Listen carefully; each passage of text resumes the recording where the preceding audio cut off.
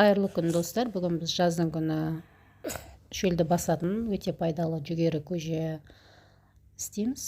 Оған керегі бізге осылай отқа жүгерімізді жақсылап жуып, тазалап, осылай суға кастрөлімізге құйып салып аламыз.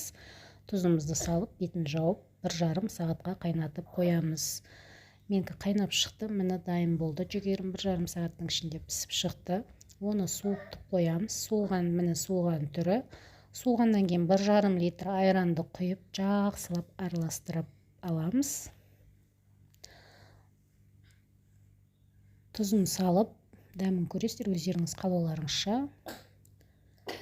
Міне жақсылап араластырып аламыз.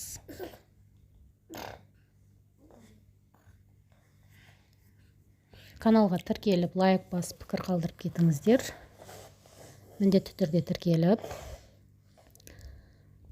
Міне жаздың күні өте пайдалы, күнделікті ішкенге, күнделікті жасап қойып ішкенге өте жақсы. Міне көжеміз дайын. Ас болсын, сау болыңыздар. Келесі видеода кездескенше.